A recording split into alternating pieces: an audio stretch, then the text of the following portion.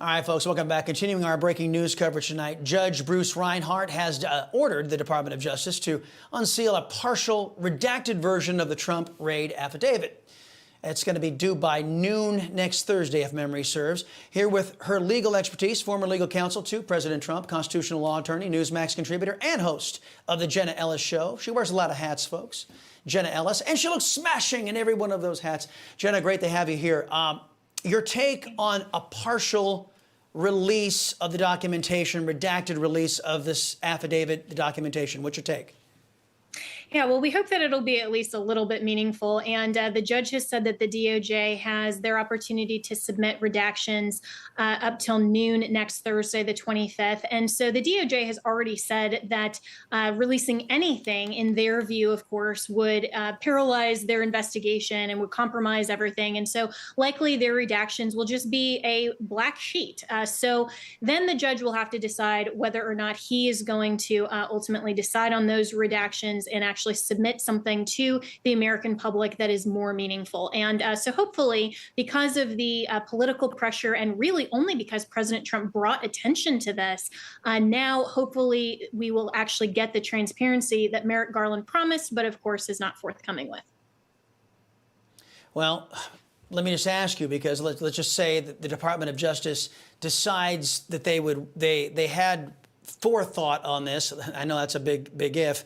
But they were able to basically redact out any credibility, any reference of credibility, and they're just going to get out there and make these wild accusations, which they are going to redact out any credibility to back up those accusations. Does that make sense? Am I making myself clear? In other words, would they be able to redact this in such a way that they would be able to obscure the lack of credibility in their accusations? Right. I mean, are they going to redact this basically into oblivion so that we don't have anything meaningful to actually analyze? Because what this affidavit would purport to show is the basis of probable cause and justification and legal basis, which, remember, that is the Department of Justice's burden. It's their burden to show that they actually had probable cause, that they fulfilled all of the elements required by the Fourth Amendment to justify this raid. And we all know that that is going to be a really big hurdle in this instance with the facts that we already do know. So what they are likely going to do is try to redact this document and say that it's in the interest of continuing to maintain the credibility of their investigation, and redact it in such a way that the American public doesn't really have anything to go on. So they'll redact, of course, if there was a confidential informant, of course, that name, that's almost a given in these types of cases. But anything on the basis of probable cause, why they needed to go in when we have all of these conflicting reports, as you so eloquently laid out in your opening, Chris. I mean, all of the justifications and what has been very obviously leaked to the media that has been biased toward the DOJ and FBI, their story keeps changing. And so I don't think that they're going to want to allow us to actually analyze this to get their story straight.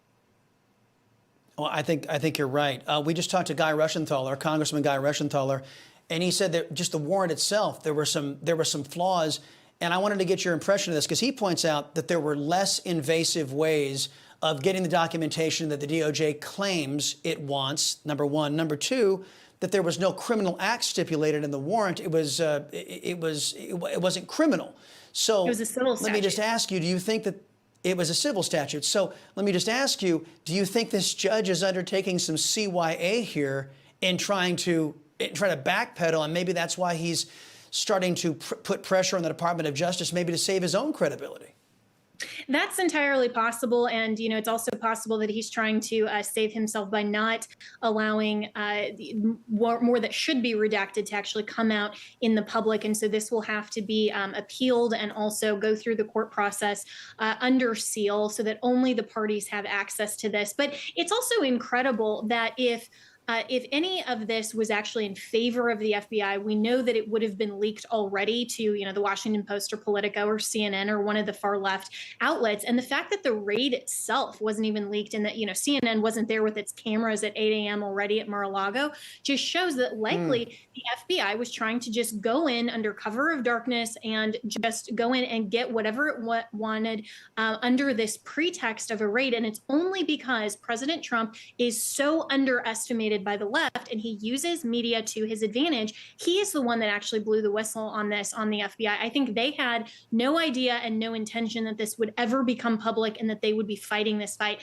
And I give credit to my friends at Judicial Watch who are pushing for this release. They are the watchdogs in D.C. that have gone into this Florida court and are saying, hey, the American people deserve transparency. They are the ones that are fighting this fight, and they are the ones that got this significant of a win today.